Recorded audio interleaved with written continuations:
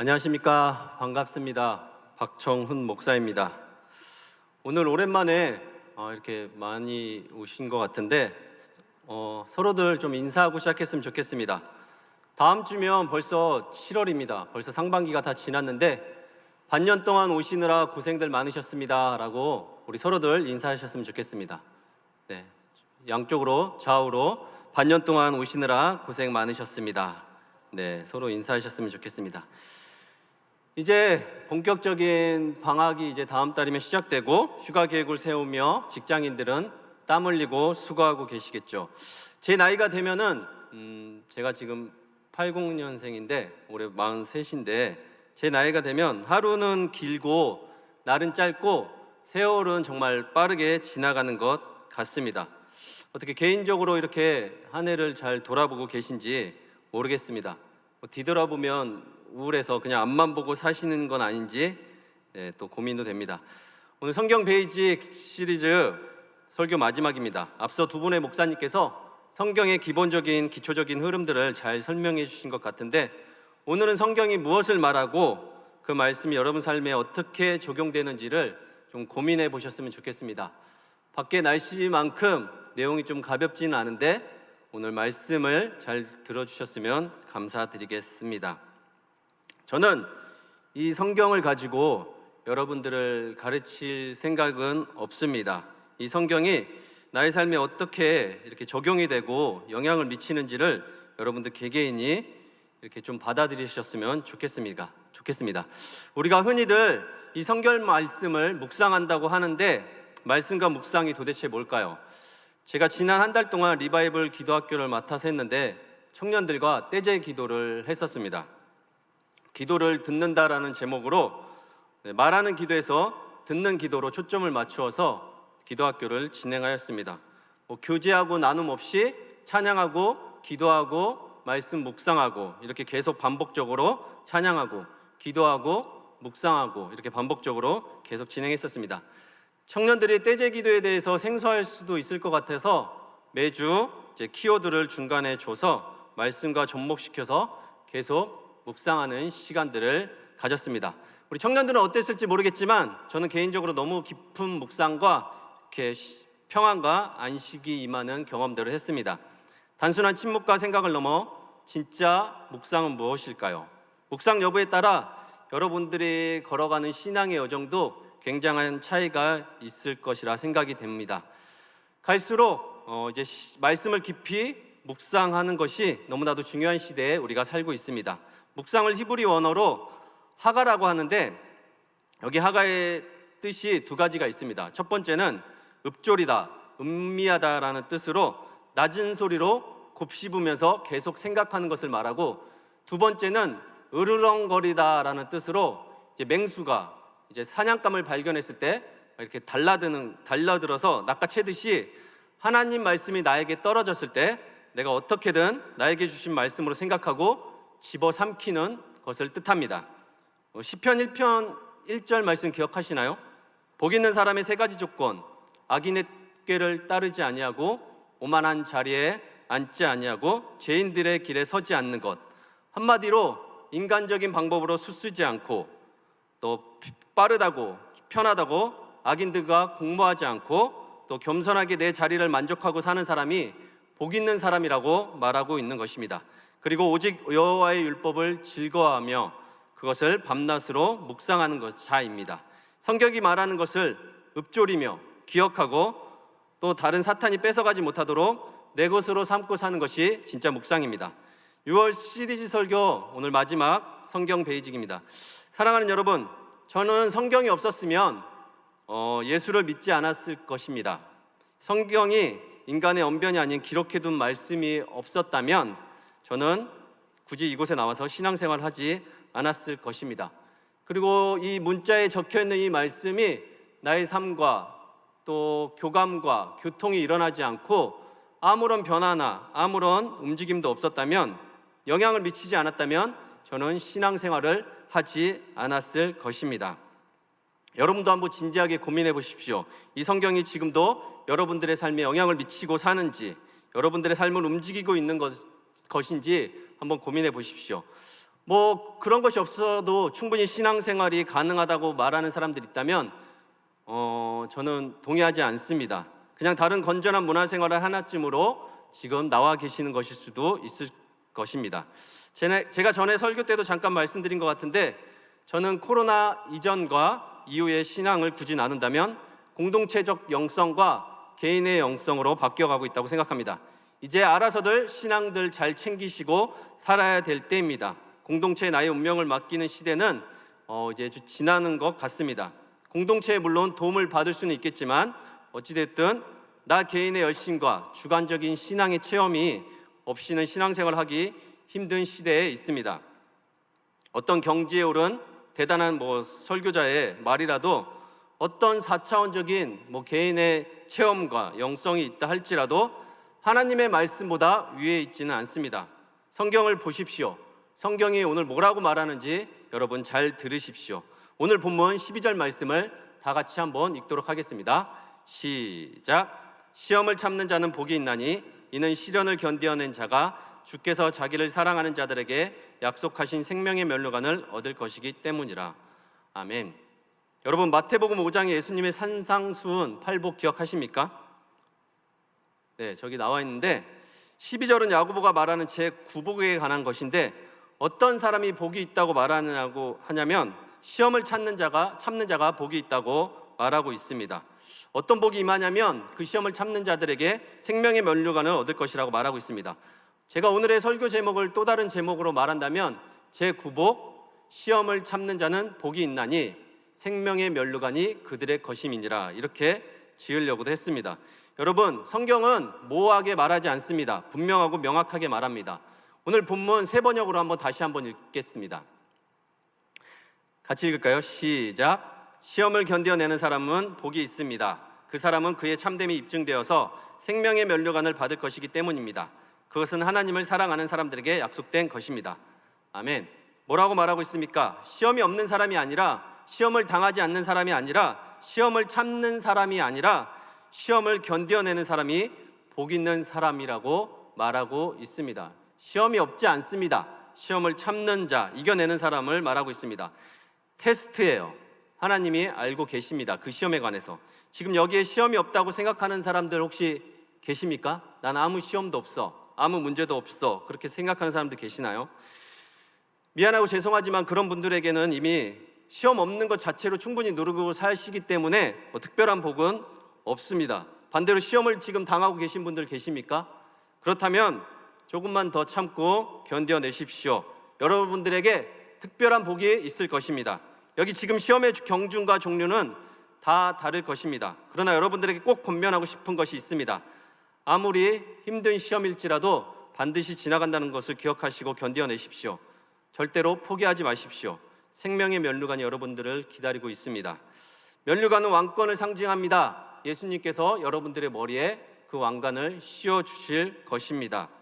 근데 예수님께서 마냥 시험을 견뎌내라, 마냥 시험을 참으라고 말씀하지 않으시고 우리에게 어떻게 시험을 견딜 수 있는지 본으로 보여주셨습니다. 시험을 이기는 방법을 가르쳐 주셨습니다.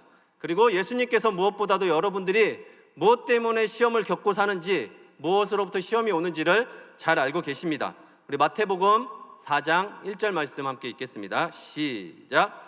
그때 예수께서 성령에게 이끌려 마귀에게 시험을 받으러 광야로 가사. 아멘.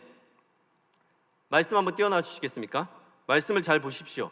예수님께서 자발적으로 광야로 가신 게 아니라 누가 지금 이끌고 가고 있습니까? 성령이 이끌고 가고 있습니다.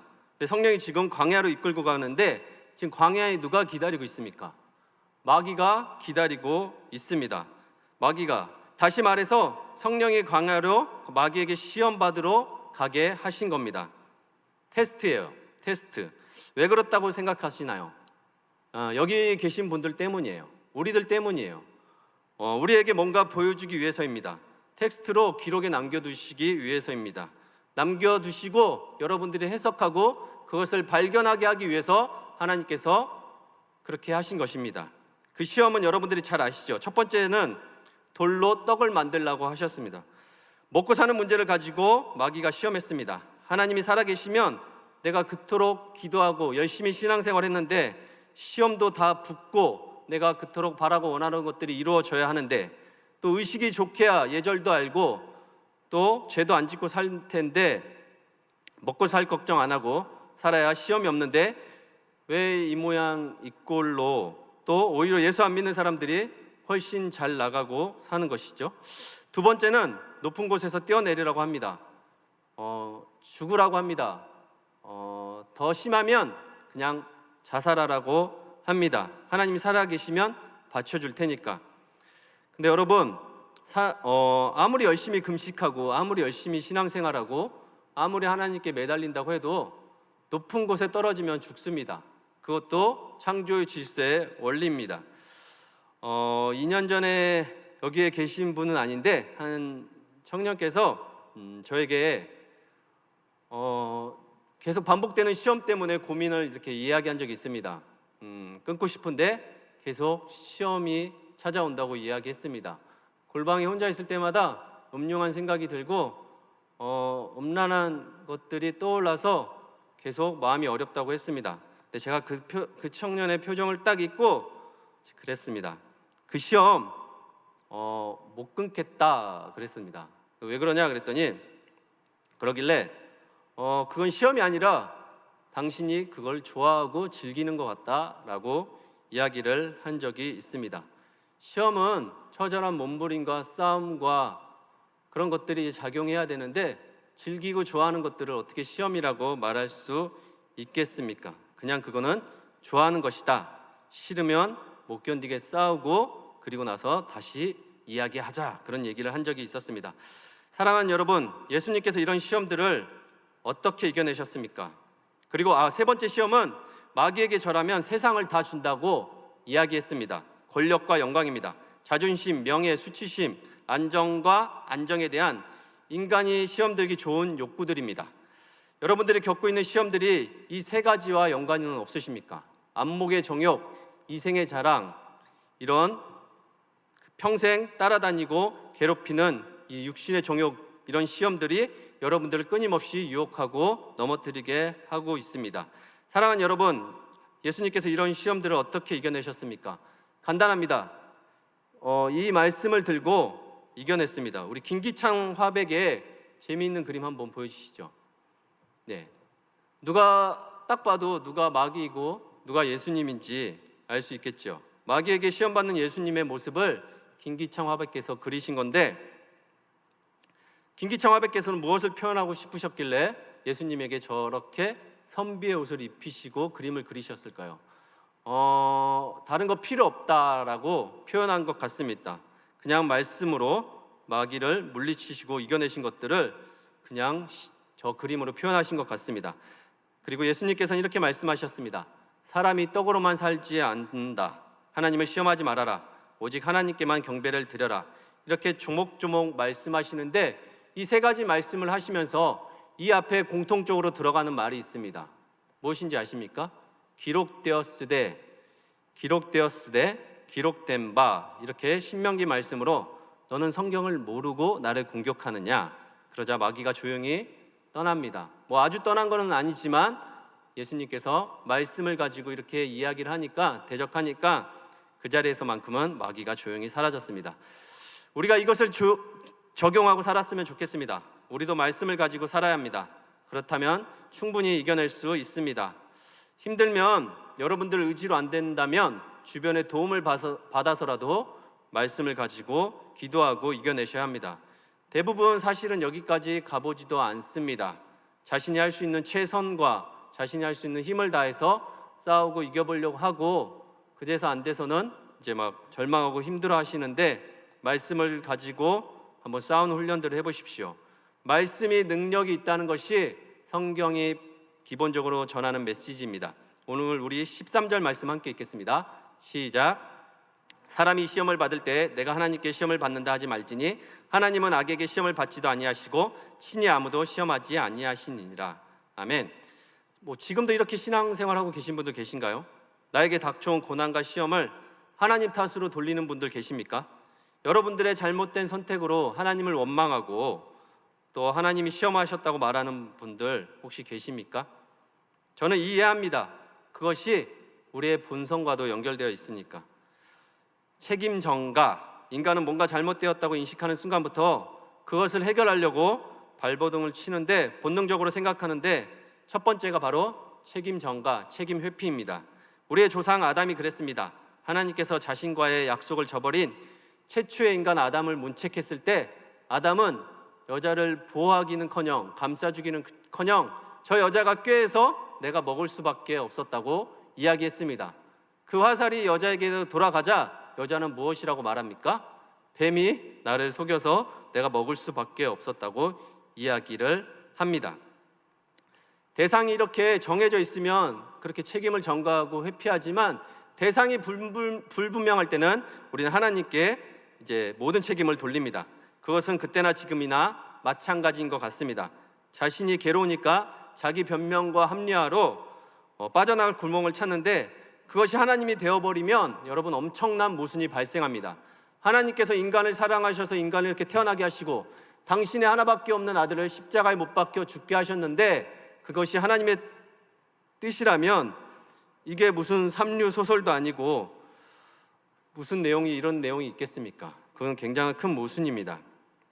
근데 구약에서 하나님께서 인간을 직접 시험하시는 장면들이 나오곤 합니다. 시간 관계상 딱 하나만 봤으면 좋겠는데, 대표적으로 창세기 22장 1절 말씀 한번 같이 읽겠습니다. 시작. 그 일 후에 하나님이 아브라함을 시험하시려고 그를 부르시되 아브라함아 하시니 그가 이르되 내가 여기 있나이다. 그 일 후에 드디어 아브라함이 이삭을 낳고 아비멜렉과 언약도 맺고 먹고 살만한 그 일 후에 하나님이 아브라함을 시험하시려고 부르십니다. 마치 이때를 기다렸던 것처럼 하나님께서 아브라함을 테스트하십니다. 이 시험이 뭔지 잘 아시죠, 여러분? 전무후무한 자식을 제물로 바치라는 말도 안 되는 시험입니다. 신앙 초기의 이 본문 때문에 제가 시험에 빠진 적이 있었습니다. 신앙 초기라 누구한테 제가 말도 못하고 제가 몰라서 이러나 이렇게 혼자 괴로워한 적이 있었습니다. 어떻게 자식을 제물로 바치라는 시험을 하실 수 있을까? 또 그 시험을 통과하지 못하면 어떻게 되는 건가? 그 당시 이 본문을 가지고 이제 설교하셨던 분들의 내용을 듣고 찾아가서 이렇게 이야기를 논쟁도 하고 그랬었습니다. 제가 들었던 설교의 대부분은 이 본문을 해석할 때 아브라함은 알고 있었다입니다. 하나님이 시험하는 걸 알고 있었기 때문에 아브라함이 자기 자식을 얻고 이렇게 모리아산에 올라갈 수 있었다고 했습니다. 여러분 어떻게 생각하시나요? 맞나요? 그랬기 때문에 아브라함이 그렇게 할 수 있었습니까? 저는 아닌 것 같아요. 그게 무슨 시험이에요? 정답을 알고 보는 시험이 어디 있습니까? 예?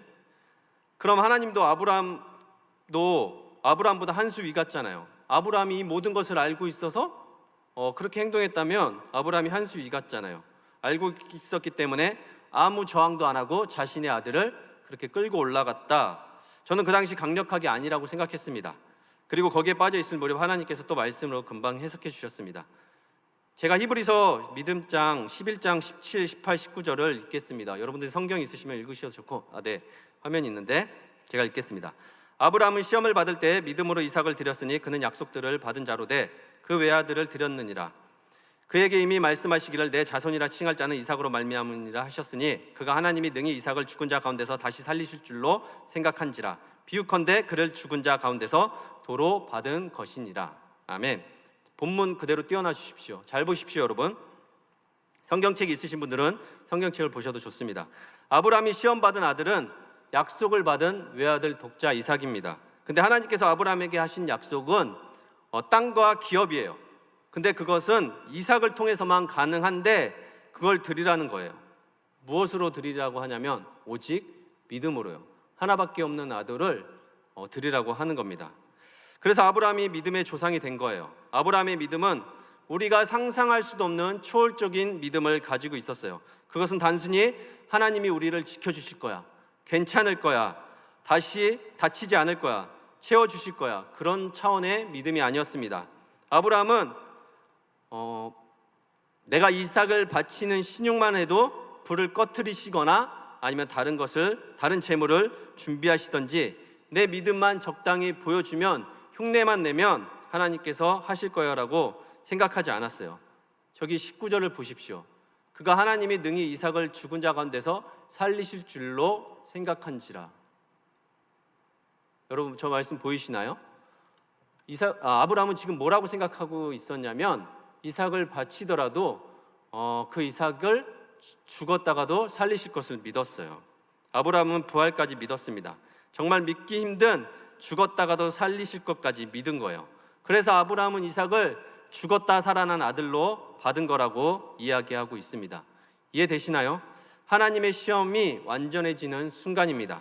아브라함은 믿음의 조상 선두주자로 낙인 찍히는 시점입니다. 이것이 하나님의 시험 테스트예요. 인간의 시험과 하나님의 시험을 굳이 나누자면 저는 테스트에 있다고 생각합니다. 하나님의 시험은 반드시 목적이 있습니다. 인간을 괴롭게 하고 힘들게 하려고 두려움에 빠뜨리려고 하나님께서 시험하시는 것이 아닙니다. 그것과 달리 인간의 시험은 14절 15절 말씀 함께 읽겠습니다. 시작. 오직 각 사람이 시험을 받는 것은 자기 욕심에 끌려 미혹됨이니 욕심이 잉태한 즉 죄를 낳고 죄가 장성한 즉 사망을 낳느니라. 아멘. 야고보는 분명히 말하고 있습니다. 지금 각 사람이 시험을 받는 것은 인간의 욕심, 욕망 때문이라고 말하고 있습니다. 여기서 재밌는 단어가 있는데 원어 사전을 찾아보니까 저기 미혹의 뜻이 미끼라고 나와 있습니다. 사탄이 이렇게 미끼를 들고 이렇게 다닙니다. 그럼 이 미끼를 누가 물까요? 이 미끼를 누가 물겠어요, 여러분? 정신이 혼미한 사람, 굶주린 사람, 외로운 사람, 뭔가 갈급하고 결핍에 차 있는 사람들이 이 미끼를 물지 않겠습니까? 질문지에 있는 질문을 지금 잠깐 생각해 봅시다. 여러분들이 반복적으로 자주 당하는 시험이 있습니까? 내가 제일 많이 겪는 시험이 뭔지 찾으시고 그게 왜 시험이 되는지, 그게 왜 해결이 안 되는지를 찾아서 해결하셔야 합니다. 혹시 돈 때문에 시험 드는 사람들이 있습니까? 물질 때문에? 예상대로 코로나가 잠잠해질만 하니까 경제 위기가 닥치고 있습니다. 블랙 먼데이라고 할 만큼 월요일이 되면 막 주식이 곤두박질 치고 하루에 수십조가 증발해 버리기도 합니다. 주식에 투자한 사람들 걱정이 많습니다. 코로나 터질 때만 해도 현금은 없어도 주식은 다 가지고 있어야 된다고 할 정도로 주식이 열풍이 불었는데 지금은 많이 날아가 버리고 식어버렸습니다. 집값이 천정부지로 올랐다고 재미 본 사람들이 있습니다. 많습니다. 얼마나 많이 올랐는지 모릅니다. 근데 가지고 있는 유동 자산은 하나도 없으면서 지갑에 통장에는 잔고도 하나 없으면서 집값 올랐다고 부자라고 생각하는 사람들이 있습니까? 근데 금리 역시 앞으로 계속 올라서 만져보지도 못하는 이자, 그 자산이 계속 은행으로 유입된다는 것을 아십니까? 요새 가장 심각한 것이 물가입니다. 앞에 두 얘기는 관련이 없을 사람도 있을 수 있겠지만 우리 청년들도 물가가 많이 오른 거 이제 체감되십니까? 밥값 1인분의 밥값도 이제 1,000원, 많게는 2,000원 올랐고 요리는 5,000원, 많게는 10,000원씩 오르고 제가 먹는 데에만 돈을 쓰니까 저에게 부자의 기준 먹고 살 걱정이 없으면 부자라고 그렇게 말씀드렸었는데 먹고 살 걱정이 이제 많이 드는 시대입니다. 어제 아들과 머리 자르고 목욕탕 갔다가 갈비탕 먹었는데 10만 원이 넘게 들더라고요. 이제 물가 때문에 고민하고 걱정해야 될 시대가 온 것 같습니다. 또 안정적이지 못한 직장과 불안정한 수입 때문에 시험 드는 청년들이 있습니까? 또 불확실한 미래와 먹고 살 걱정 때문에 시험 드는 분 계십니까? 또 관계로 인해서 사람들 때문에 뭐니 해도 인간사 관계가 문제이죠. 사람들 때문에 눈치 보고 상처받고 또 나와 맞지 않는 사람들 때문에 갈등을 겪고 하는 분들 계십니까? 반대로 외로움을 많이 타는 성격이라 누가 옆에 없으면 허전해서 사람들에게 집착하는 분들 계신가요? 줬던 마음들 되돌려받지 못해서 또 이렇게 쉽게 상처받고 계신 분들 혹시 계십니까?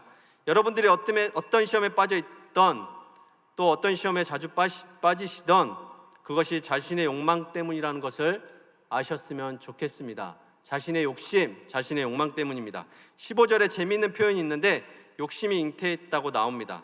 사람을 욕심 덩어리로 이렇게 표현해서 그 욕심을 잘 키웠더니 이제 죄로 연결짓고 또 그것이 장성하여 죽게 된다는 말이에요. 반드시 여러분들이 기억하셨으면 좋겠습니다. 욕심이 자라면 단순한 감정으로 끝나지 않고 더럽고 끔찍한 열매를 맺을 수 있습니다. 그러니 그 욕심을 빨리 찾으셔서 반드시 잘라내야 됩니다. 더 가서는 안 됩니다. 안 그러면 우리에게 치명적일 수 있습니다. 그것이 돈이든 사람이든 드러나지 않은 내 안에 있는 욕망이든 찾으셔야 합니다. 제가 이론보다는 실제를 더 좋아하는데, 제가 재밌는 이론 하나 소개해 드릴 테니까 여러분들도 한번 생각해 보십시오. 혹시 여러분들도 아는 분들 계실지 모르겠는데, 르네 지자르의 모방 이론에 대해서 혹시 들어본 분 계십니까? 프랑스 문화평론가이자 사회학자이자 철학자 교수로 활동하고 계시며, 프랑스에선 나름 인기 있는 최고의 지성가로 학계에서도 유명한 분이십니다. 신대원 때 저희 영성학 교수님께서 저 르네 지자르의 모방 이론에 대해서 강의를 하셨는데 참 흥미롭게 수업을 들었습니다. 이 이론을 근거로 여러분들 오늘 본문과 사람 사이의 인과관계, 또 어떻게 영향을 미치는지 제가 간단하게 설명해 드릴 테니까 동의하시는지 한번 보십시오. 우리의 욕망 자체가 제3자로 인한 중개자, 매개자로 인해 모방된 것이라고 합니다.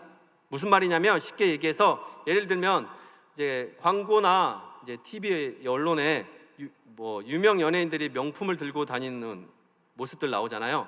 또 요새는 대통령 부인께서 걸치고 들고 나오시면 바로 품절이 된다고 하는데, 아무튼 그런 값비싼 물건들을 욕망하는 것이 아니에요. 그 물건 자체를 욕망하는 것이 아니라 그런 명품들을 내가 걸침으로써, 내가 가지고 있음으로써 이제 타인의 부러운 시선들, 내가 갖게 되는 사회적 지위나 신분 상승, 이런 것들을 갈망한다고 말합니다. 주체와 대상 사이에 그렇게 만든 중개자가 있다는 거예요. 연예인이나 광고 모델들 같은 대상을 보면서 욕망 매개자의 욕망을 모방하는 거예요. 형제들은 뭐가 있을까요? 비싼 스포츠카 그런 거 있을까요? 네, 잘 알지도 못해요, 차에 대해서. 그리고 그게 수재고 수십억 한다 그러면 그 차를 갖고 싶은 욕망보다 그 차를 탐으로써 얻어지는 부와 명예 이런 것들을 얻고 싶다는 것이죠. 그것이 바로 중개자, 매개자가 있다는 거예요. 공부 잘해서 판사, 의사가 되려는 의도가 그 직에 대한 남의 운명을 정확히 판단하고 또 남의 생명을 지키는 의사, 그런 것들에 대한 그 직에 대한 순수한 마음보다 그 직을 수행함으로써 얻는 부와 명예 같은 것을 욕망한다는 겁니다. 그걸 보면서 목사인 저도 제가 정말 한 영혼에게 관심이 있는 건지, 아니면 목사로서 옷을 걸치고 있으면서 받는 시선들에 관심이 있는 건지를 생각해 보게 됐습니다. 그 직에만 있어도 세상이 특별한 대우를 해주니까 그 직을 사모한다는 것이겠죠. 대통령이 되려고 하는 이유가 이 나라의 국민과 생명과 안전과 재산을 지키고 그들을 이렇게 섬기기 위해서 대통령이 되려고 하는 것보다 권력과 힘을 모방한다는 것이죠. 이렇게 생각해 보면 미디어에 나오는 여러 가지 광고나 매체들이 이런 것들을 잘 이용하고 있다는 생각이 듭니다. 경험은 없지만 최대한 화려하게 퀄리티 있게 자본주의 사회가 뚜렷해지면서 욕망이 더욱 심화되고 있습니다. 라이벌 의식도 생겨서 명품, 차, 귀금속, 무언가를 소유하고 싶은 그 이유가 그 자체가 매개체가 있다는 것이에요. 결국 그것이 본질을 무너뜨리고 사람의 욕심과 질투심으로 이렇게 이어지기도 한답니다. 이렇게 사람들은 세상을 살아가면서 주변 사람들의 욕망을 모방하고 또 그걸 또 모방하고 수없이 모방해 간다고 합니다. 모든 학자들이 동의하는 것은 아니지만 르네 지자르가 주장하는 것은 사람에게서 욕망은 순수한 자연 발생적인 욕망은 없다라고 말합니다. 나와 타인 사이에 매개자가, 중개자가 반드시 있다는 거예요. 어린 아이 둘이 장난감을 가지고 싸워요. 근데 형아가 아이의 장난감을 힘으로 이렇게 뺐습니다. 그리고 아이는 막 울죠. 그 형아는 그 장난감을 갖고 싶은 욕구보다 힘으로 이 동생을 제압하라는 욕망, 그것이 더 크다는 것을 말하고 있는 것이죠. 그것이 본질적인 인간의 속성이고 순수한 것은 없다라고 주장합니다. 학생들이 질문했습니다. 자연스럽게 나타나는 인간의 욕구이거나 진짜 그것이 좋아서, 그 명품이 진짜 좋아서 그럴 수도 있지 않냐 질문했는데, 르네 지자르는 그것은 환상적이며 낭만적인 거짓에 불과하다고 딱 잘라 말합니다. 그러면서 돈키호테가 될 수 있었던 것은 전설의 기사인 아마디스를 모방했기 때문에 그렇다고 합니다. 뭐 가방 있잖아요. 뭐 몇백만 원 하는 가방, 네, 그리고 수천만 원 하는 명품들, 뭐 코트들, 그런 것들을 사람들이 아무도 몰라줘요. 비싸긴 비싼데 아무도 몰라주고 보는 사람도 없고 그게 명품인지도 잘 몰라요. 그리고 입고 다녔을 때 그냥 여러분들이 그거를 샀을 때 질과 감촉이 좋아서 그 몇백만 원 주고 그냥 산 거라고 여러분들은 말할 수 있습니까? 그렇게 비싼 이유가 브랜드 값인 건 여러분들도 다 동의하시잖아요. 내가 무엇을 욕망할 때 무언가를 혹은 누군가를 모방하는 게 본능이라고까지 말합니다. 그래서 본능적으로 서로가 서로를 모방하다가 그것이 경쟁과 폭력으로 이어지고 그것이 난무하는 사회가 된다고 합니다. 그 사회의 경계에 위치한 무고한 약자나 소수민들, 전쟁 포로, 혐오 범죄, 여성을 향한 성범죄, 장애인, 어린아이, 조직 내 왕따, 특정 단체, 좌파, 빨갱이 이러면서 그들을 희생양으로 삼아 위기를 벗어나고 있다고 주장합니다. 그 희생양으로 예수님이 이 땅에 오신 것도 인간의 욕망과 폭력에 의한 희생양으로 살다가 십자가에 못 박혀 죽으셨다고 말하고 있습니다. 저도 생각해 보게 되었습니다. 예수님께서 도살장에 끌려가는 어린 양 같이 하지 않으시고 나귀 새끼 타고 오지 않으시고 말 타고 이렇게 칼을 휘두르며 예루살렘에 입성하셨다면 사람들이 그렇게 함부로 할 수 있었을까? 어느 단체나 조직이든 숨죽이고 있는 한 사람 희생양으로 삼어 그들을 억압하는 것이 아주 무서운 이론입니다. 교회는 우리는 그러지 말아야 합니다. 어떤 공동체에 있든 어떤 내가 집단에 있든 어떤 사람들과 있든 약하고 힘없고 가난한 사람들을 희생양으로 삼아서는 안 됩니다. 사랑하는 여러분, 사람에 대한 기대감을 넘어 혹시 집착하는 분들 계십니까? 타인을 사랑하는 마음이 아니라 나의 외로움을 채우기 위한 또는 나를 포장하기 위한 도구로 생각한 적은 없습니까?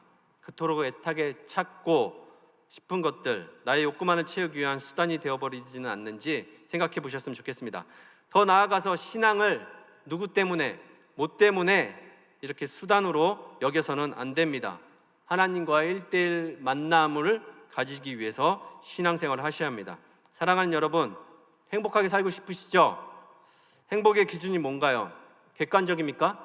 저는 주관적이라고 생각합니다. 여기에 있는 분들 행복의 기준에 대해서 말해보시라고 하면 각자 행복의 기준이 다 다를 것으로 생각됩니다. 여러분들에게 그러나 오늘 꼭 한 가지 권면드리고 싶은 것이 있습니다. 여러분, 다른 사람의 행복을 모방하면서까지 행복해지려고 하지 마십시오. 그렇게 추구하면서 살지는 마십시오. 하나님께서는 여러분의 존재 자체를 사랑하시고 여러분들이 뭘 걸치고 있어서 뭐를 가지고 있어서 여러분들을 사랑하는 거 아닙니다. 다른 사람들 쫓아가고 그렇게 힘들게 모방하면서 살지 마십시오. 우리는 이번 한 달 동안 성경의 기본적인 이해와 흐름들을 배웠습니다. 저는 지난 시간에 이어 야고보서의 실천 신앙을 계속 묵상하고 있습니다. 긍휼한 마음으로 이웃을 사랑하는 것이 율법의 완성이고 편견 없이 피는 꽃이 세상에서 가장 아름다운 꽃이라고 말씀을 드렸습니다. 오늘은 성경이 기본적으로 여러분들에게 무엇을 당부하는 말씀으로 들리십니까? 우리 마지막 16, 17, 18절 함께 읽겠습니다. 시작. 내 사랑하는 형제들아 속지 말라. 온갖 좋은 은사와 온전한 선물이 다 위로부터 빛들의 아버지께로부터 내려오나니 그는 변함도 없으시고 회전하는 그림자도 없으시니라.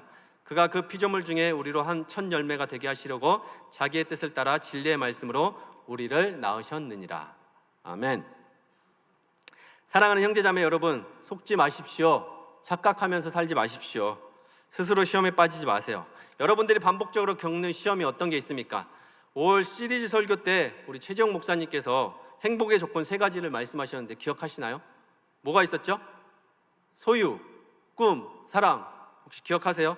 소유와 꿈과 사랑, 내가 원하는 걸 가질 때 인간은 행복하고, 내가 되고자 하는 무언가에 도달했을 때 인간은 행복하고, 또 내가 원하는 사랑이 이루어졌을 때 인간은 행복하다고 말씀하셨습니다. 맞는 말 같아요. 인간은 끊임없이 이것들을 갈망하고 살아가고 있습니다. 인간의 본성을 잘 알고 하는 말 같아요. 그러나 성경의 기본적인 입장은 궁극적으로 이런 것들이 우리에게 진짜 행복을 가져다 주지 못한다고 말하고 있습니다. 잠깐의 만족은 줄 수 있어도 영원한 행복을 보장하지는 못합니다. 오히려 이런 것들로 인하여 우리가 시험에 빠지는 경우가 훨씬 많습니다. 저는 성경이 우리에게 기본적으로 말하고 있는 것이 인간이 당면한 문제가 어디로부터 왔는지 찾아서 그것을 인식하고 해결하라고 말하고 있다고 생각됩니다. 나의 지금의 시험이 나의 욕망으로부터 오는 시험은 아닌지, 하나님으로부터 온 시험인지, 사탄이 주는 시험인지를 여러분들 이쯤은 분별하고 사셔야 합니다. 지나고 보니 정말 하나님께서 주신 시험이라고 생각한 적도 있었지만, 하나님의 시험은 과정도 결과도 선합니다. 당장 쓰라리고 아프다고 해서 그것이 하나님께서 주신 시험이 아니지는 않습니다. 결국 나를 위한 시험일 수도 있습니다. 20대 중반에 빠른 나이에 개인 사업자를 준비해서 이제 영업하면서 이제 현금을 만지고 산 적이 있습니다. 그리고 아메리칸 드림을 꿈꾸며 먼 나라를 떠나려고 했을 때 그것이 서서히 물거품이 되어가고 다 사라지는 경험들을 했습니다. 저는 그 당시 그것들이 너무 힘들고 괴로웠지만 돌이켜보니 아찔합니다. 제가 지금 미국에서 잘 나가고 있었다면 지금 여기에 있었을까? 하나님의 시험은 눈물겹고 아프고 감당하기 힘들 수도 있습니다. 그러나 반대로 그것이 하나님의 시험이라면 우리가 이겨낼 수 있습니다. 죄는 죄를 낳고 죽음을 낳는다. 그건 하나님께서 주신 시험이 아니에요. 여러분, 제가 한번 질문해 보겠습니다. 선악과가 하나님의 시험입니까? 인간의 타락입니까? 예수님의 십자가가, 그 고통스러운 예수님의 십자가가 하나님의 시험입니까? 구원의 영광입니까? 하나님은 악에게 시험을 받지도 않으시고 여러분들을 그런 식으로 시험하지도 않으십니다. 그러니 나에게도 물론이거니와 사람들에게도 하나님이 시험하셨다는 둥, 하나님이 나를 치셨다는 둥, 그런 식으로 함부로 말하지 마십시오. 온갖 좋은 은사와 선물로 하늘로부터 내려오고 하나님께서는 우리에게 가장 좋은 것을 주시고 싶어 하시는 분이십니다. 그는 변함도 없으시고 지구가 지금도 계속 공전하고 자전하고 있는데, 바뀌고 있는데, 세상 가운데 하나님은 회전하는 그 그림자에도 속하지 않으시는 분이십니다. 더 기가 막힌 것은 그가 만든 피조물 중에 우리를 첫 열매가 되게 하시려고 당신의 하나밖에 없는 아들까지 십자가에 못 박혀 죽게 하셨습니다. 이 성경의 진리의 말씀으로 지금도 우리에게 찾아와 주시고 계십니다. 그러니 사랑하는 여러분, 정신 바짝 차리시고 신앙생활을 하십시오. 그리고 절대 속지 마십시오. 이제 마지막으로 제가 지난주에 있었던 저의 한 가지 시험을 말씀드리고 말씀을 마치고 싶습니다. 지난주에 여름 사역을 위하여 답사를 다녀왔습니다. 지난주 목요일에 8시에 집에서 나와서 목적지인 천안 수도원까지 이렇게 출발하였습니다. 전날 우리 차선호 목사님과 10시 반에 천안 수도원에서 만나기로 하고 출발했습니다. 저녁에 찍어보니까 140km 2시간 나오길래 그래도 2시간 반이면 가겠지 하고 8시에 출발해서 이제 외곽순환도로를 타고 세안을 타서 이제 천안으로 이렇게 향하고 있었습니다. 근데 계속 차가 막히는 거예요. 여러분, 제가 차 막히는 걸 굉장히 싫어합니다. 굉장히 힘들어합니다. 좁은 공간 안에 있는 거 답답해하거든요. 굉장히 괴로워요. 근데 제가 저희 처갓집이 완도입니다. 완도. 안 쉬고 7시간 걸려요. 안 쉬고. 그러니까 휴게소 들렸다 막 느리게 가면 8시간씩 걸리는데 정말 힘이 듭니다. 우리나라 땅끝 마을 해남에서 2시간 더 걸리고 여기서 서해안고속도로 타고 끝까지 벽이 목포거든요. 목포에서도 2시간 더 가야 합니다.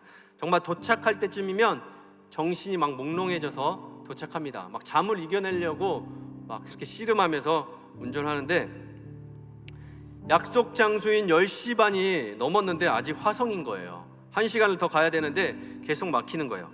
온갖 감정, 불평, 불만, 화가 막 쏟아져 올라옵니다. 돌아가고 싶다, 짜증난다. 전날에 저는 차 갖고 갈 생각이 없었거든요. 제가 제일 또 로망하는 것 중에 하나가 우등버스 있잖아요. 넓은 우등버스 반 제쳐놓고 이어폰 끼고 책 보면서 밖에 이제 풍경 보면서 가는 것이 제 스트레스 해소 중 하나인데, 제가 운전을 하면서 이렇게 막히는 도로를 가는데 너무 괴로운 거예요. 내가 왜 차를 가지고 왔을까? 허리가 너무 아프다. 디스크 있는데. 다리도 아프다. 화장실도 가고 싶은데 휴게소 들릴 시간도 없다. 아, 너무 싫다. 너무 짜증난다. 너무 화가 난다. 막 이런 부정적인 감정만 계속 올라왔습니다. 그리고 차 목사님은 약속대로 일찌감치 도착해서 저를 기다리고 있었습니다. 근데 다 도착했어요. 다 도착했는데 마을 입구에 도착해서 갑자기 막 차가 막 흔들리기 시작하는 거예요. 뭔가 이상하다고 생각했는데 밖에서 아저씨 한 분이 타이어를 가리키면서 타이어 찢어졌다고 막 하는 거예요. 다 도착해서 이게 무슨 날벼락입니까? 시내도 아니고 저거 보세요. 다 올라와서 이제 고지가 저 앞인데 다 들어와가지고 그래서 차를 옆에다 세워놨어요. 타이어가 찢어졌던 것이에요. 그래서 차 목사님께 전화를 했습니다. 타이어가 지금 찢어졌으니까 빨리 나 좀 데리러 오라고. 거기서 바로 이제 내려왔는데 저를 보자마자 한다는 소리가 도대체 무슨 잘못을 하셨길래 이러는 거예요. 그러는 거예요. 근데 막 이게 막 올라오는데 나 잘못한 것도 없는데 왜 이럴까? 오늘 하루 종일 내가 뭘 잘못했길래 이런 시험을 당하나.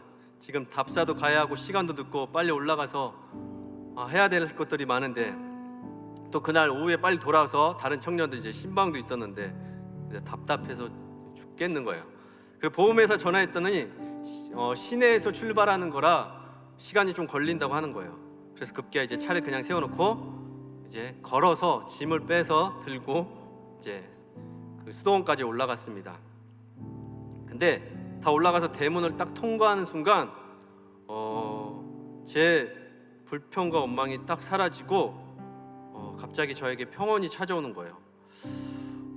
대문을 통과하는 순간 제가 구름 위에 떠 있는 기분이 들었습니다. 이 수도원이 구름 위에 이렇게 떠 있는 것 같은 거예요. 왜냐하면 딱 보면은 다 하늘이 이렇게 보이거든요. 구름 사이로 보이고 이제 안내를 받으면서 수도원에 설립된 이유 그리고 사람들이 이곳에서 어떤 체험들을 하기 원하는지 이렇게 안내를 받으면서 이렇게 가는데 가슴이 너무 벅찬 거예요. 눈물이 날 것 같고 너무 행복한 거예요.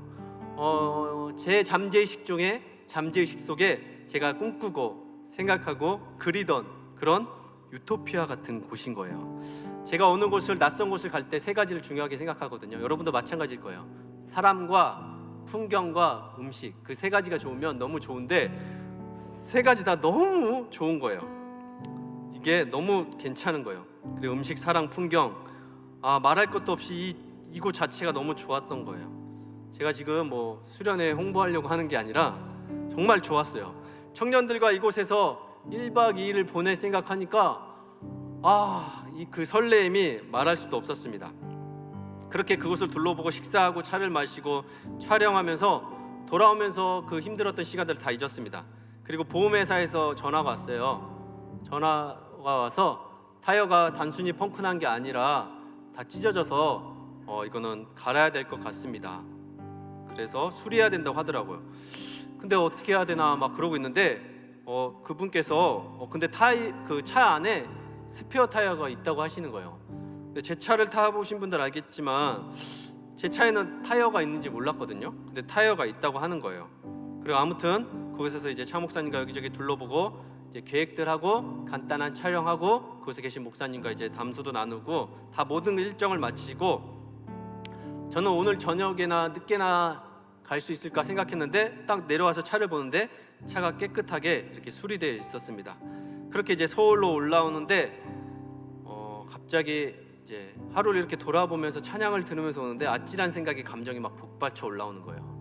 제가 차가 많이 막혔잖아요. 서해안이 110km거든요. 안 막힐 때는 110km를 꽉 채워서 막 밟고 갔어요. 빨리 가려고. 근데 만약에 여러분 고속도로에서 그 타이어가 찢어졌으면 저 어떻게 됐을까요? 막 그런 생각이 나면서 막 마음이 너무 막 그런 거예요. 하나님께서 도와주셨다는 생각, 하나님께서 이 모든 과정 가운데 함께 하셨다는 생각이 들면서 막 감정이 북받쳐 오르면서 저에게 막 사랑의 감정이 막 올라와가지고 아내에게 사랑한다고 연락하고 우리 최재웅 목사님한테 또 우리 차선호 목사님에게 우리 공동체 사람들에게 사랑합니다 막 사랑이 충만해서 막 이런 고백들을 하면서 올라왔습니다. 오면서는 차가 막혔을까요? 안 막혔을까요? 네, 여전히 차가 막혔습니다. 근데 괜찮더라고요. 막 흥얼거리면서 왔어요. 그리고 약속된 대로 청년들과 교회에서 또 오후에 약속이 있었는데 그 시간에 딱 맞춰서 도착했습니다. 사랑하는 여러분, 여기서 중요한 이야기를 한 가지 해보고 싶어요. 여러분들이 한번 좀 생각해 보시고 대답 좀 해주세요. 타이어가 찢어진 게 여러분 하나님의 뜻일까요? 아니면 사탄의 시험일까요? 아니면 내 부지로 인한 단순한 사고일까요? 한번 생각해 보세요, 여러분. 그건 여러분들이 답할 게 아니에요. 여러분들은 몰라요. 그거는 제가 결단하고 나아가야 할 문제예요. 이 셋 중에 하나인데 제가 결단하고 나아갈 문제인 거예요. 근데 여기서부터 정말 중요한 것을 깨달았어요. 이것들을 여러분들에게 말하고 싶었어요. 여러분 다시 질문해 볼게요. 바퀴가 찢어진 게 하나님의 뜻입니까? 아니면 사탄의 시험입니까? 아니면 단순한 사고입니까? 그건 여러분들이 답하는 게 아니에요. 내가 겪은 당사자가 결정하고 선포하고 나아가는 겁니다. 하나님의 테스트라면 견뎌내셔야 합니다, 여러분. 그리고 사탄의 시험이라면 여러분들 대적하시고 싸우셔야 합니다. 그리고 돌이키고 회개해야 합니다. 저의 잘못이고 저의 과실이고 저로 인한 문제라면 하나님 앞에 무릎 꿇고 돌이키셔야 합니다. 중요한 것은 시험이 우리 인생에 피해갈 수 없으니 참고 견디고 회개하고 돌이켜야 한다는 거예요. 그럼 생명의 면류관을 여러분 얻을 수 있습니다. 천국 같은 세상이 죽어서나 경험하는 것이 아니라 당면한 시험의 문제가 해결이 되면은 이 땅에서도 여러분들 천국 같은 세상을 누리며 살아갈 수가 있습니다. 짜증내고 화내고 다 엎어버렸다면 그런 경험 못했을 거예요. 예수님도 시험을 당하셨지만 예수님은 시험을 참고 견뎌내셨어요. 속을 다 비우고 가셨고 말씀만 가지고 가셨습니다. 간단하게 정리하겠습니다. 저는 성경이 기본적으로 우리에게 요구하는 것은 시험을 이겨내라는 것입니다. 그 모든 시험 가운데 공통적인 것은 사탄의 시험이든 하나님의 시험이든 인간의 잘못이든 그 모든 시험 가운데 하나님은 여러분들과 함께 하신다는 것을 반드시 기억하십시오. 그래서 예수님께서 시험에 들지 말게 악에서 구하옵소서라고 기도하라고 예수님께서 기도를 우리에게 가르쳐 주셨습니다. 그 방법으로 이것을 펴고 이 말씀을 펴고 여러분들 입에서 떠나가게 하지 말고 주야로 묵상하고 이 안에 기록되어 있는 대로 다 지켜 행하시려고 노력들 하고 사십시오. 모세 없이 두려움에 떨고 있던 이인자 여호수아는 가나안 땅에 도착했을 때 그곳을 정복하고 들어갈 수 있었던 비결은 바로 이 말씀이었습니다. 저는 우리가 사는 이 시대가 애굽도 아니고 광야도 아니고 가나안 땅에 살고 있다고 생각합니다.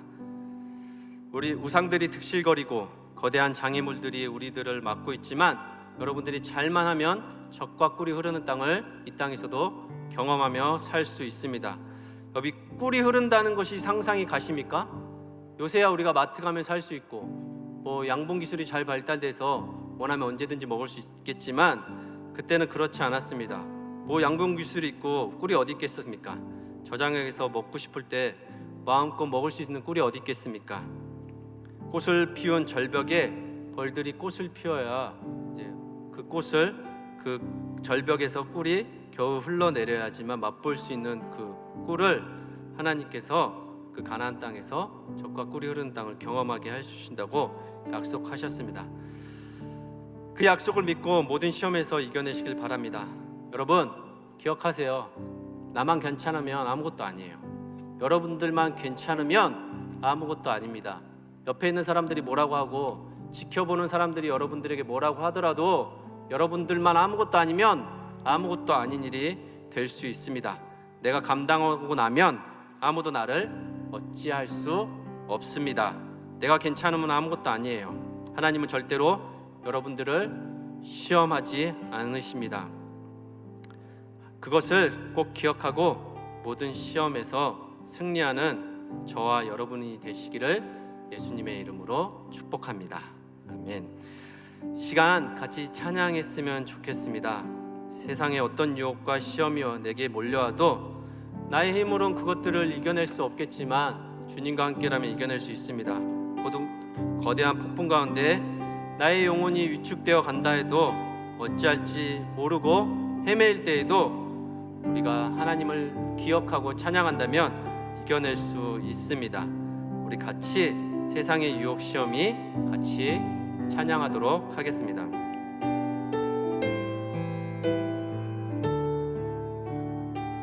세상 유혹 시험이 세상의 유혹 시험이 내게 몰려올 때에 나의 힘으론 그것들 모두 이길 수 없네.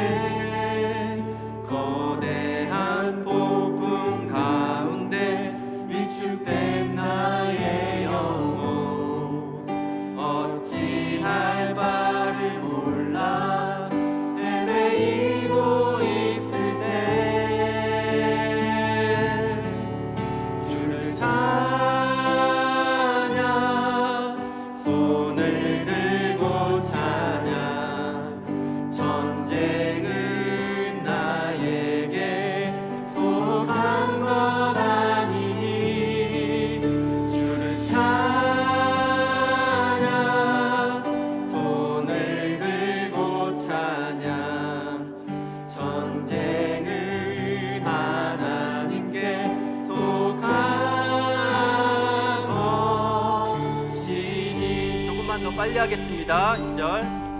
거짓과 속임수로 가득 찬 세상에서 어디로 갈지 몰라 머뭇거리고 있네.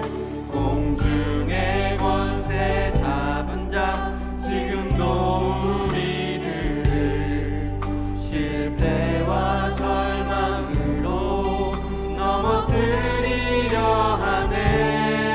주를 찬양. 주를 찬양, 손을 들고 찬양. 전쟁은 나에게 속한 건 아니니. 주를 찬양, 손을 들고 찬양. 전쟁은 하나님께 속한 것이니. 주위를 둘러보면 주위를 둘러보며 아무도 없는 듯 믿음의 눈을 들며 보이는 분 계시네. 지금도 내 안에서 역사하고 계시는 사망과 어둠의 권세 물리치신 예수님. 주를 찬양. 주를 찬양, 손을 들고 찬양. 전쟁은 나에게 속한 건 아니니. 주를 찬양, 손을 들고 찬양. 전쟁은 하나님께 속한 것이니. 마지막으로 주를 찬양. 주를 찬양, 손을 들고 찬양. 전쟁은 나에게 속한 건 아니니. 주를 찬양, 손을 들고 찬양. 전쟁은 하나님께 속한 것이니. 여러분 눈 한번 감아보십시오. 제가 말씀 한 구절 읽어드리겠습니다. 고린도전서 10장 13절 말씀입니다. 여러분, 사람이 감당할 시험 밖에는 너희가 당한 것이 없나니 오직 하나님은 미쁘사 너희가 감당하지 못할 시험 당함을 허락하지 아니하시고 시험 당할 즈음에 또 피할 길을 내사 너희로 능히 감당하게 하시느니라. 아멘. 사탄이 하나님을 찾아와 욥을 건드려도 되겠습니까 했을 때 하나님께서 말씀해 주셨습니다. 선을 정해놓고 사탄에게 말씀해 주셨습니다. 감당할 수 있는 부분까지만 허락하셨어요. 또 하나님은 우리에게 피할 길을 예비하십니다. 그 피할 길이 우리 공동체가 될 수도 있고 내가 지금 만나는 사람들일 수도 있고 내가 지금 섬기는 자리일 수도 있습니다. 나에게 당면한 시험과 그것을 내가 이겨낼 수는 없을지라도 내가 하나님 앞에 서 있다면, 이 말씀 앞에 서 있다면, 이 말씀을 기억해 내신다면 여러분들 그 모든 시험에서 이겨낼 수 있습니다. 우리 한 가지 같이 기도했으면 좋겠습니다. 하나님, 내가 가장 자주 가장 힘들게 당면한 시험이 뭐가 있습니까? 하나님, 그것을 찾을 수 있게 주님 도와주십시오. 그것을 찾아냈다면 하나님, 내가 사람에게 손 벌리고 부탁하는 것이 아니라 내가 경험한 수단과 방법을 동원해서 그 시험을 이겨내려고 하는 것이 아니라 순수하게 하나님 앞에 무릎 꿇고 하나님의 말씀으로 내가 능히 이 시험에서 이겨낼 수 있고 해방될 수 있는 경험을 나에게도 허락해 주십시오. 그것을 경험하고 많은 사람들에게 그 당면한 시험의 문제들을 이겨낼 수 있게 같이 손잡고 나아갈 수 있게 해달라고 이 시간 다 같이 한번 기도하도록 하겠습니다. 기도하겠습니다. 살아계신 아버지 하나님, 우리 청년들에게 여러 가지 어려운 시험들이 있을 줄 압니다. 하나님, 그 시험에 빠져 허우적거리지 않게 하여 주십시고 그 시험 자체에 불복당하지 아니하고 하나님의 말씀으로 이겨낼 수 있도록 주님 도와주시옵소서. 하나님의 말씀이면 능히 이겨낼 수 있다는 것을 우리 청년들이 경험하고 살아갈 수 있게 하여 주십시고, 지금 고통 가운데 정말 어려운 시험 가운데 정말 나오지 못하고 헤어나오지 못하고 있는 우리 청년들이 있다면 주님께서 찾아가 주십시오. 그들의 손을 잡아 주시옵소서. 그들이 능히 그곳에서 빠져나올 수 있도록 하나님 역사하여 주시옵소서. 주님의 도움이 필요한 시대입니다. 하나님의 말씀이 실제로 우리 청년들의 삶을 지혜할 수 있도록 주님 함께하여 주시옵시고 역사하여 주시옵소서. 주님이 일하실 것을 믿습니다. 주님 어서 오시옵소서. 주님 어서 오시옵소서.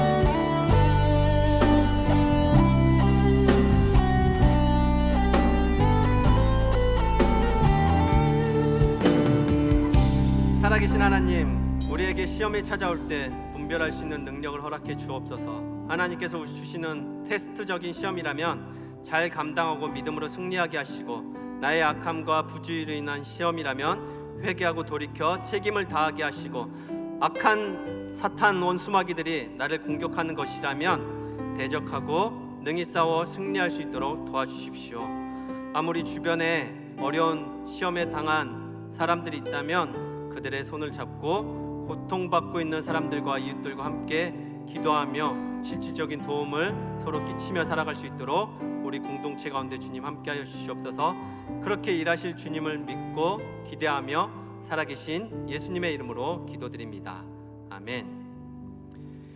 지금은 우리 주 예수 그리스도의 은혜와 하나님의 크신 사랑과 보이지는 않지만 들리진 않지만 지금도 나와 함께 하시는 성령 하나님의 감화, 감동, 역사, 충만하심이 내가 시험을 당할 때 그 시험에 빠지지 않고 내가 하나님의 말씀으로 다시 일어서리라 다짐하며 나아가는 사랑하는 우리 거룩한 빛 광성교회 청년들 머리 위에, 이곳에 있는 사람들 위에, 이 말씀을 듣는 하나님의 모든 백성들 위에 지금부터 영원토록 함께 하시기를 간절히 축원하옵나이다. 아멘.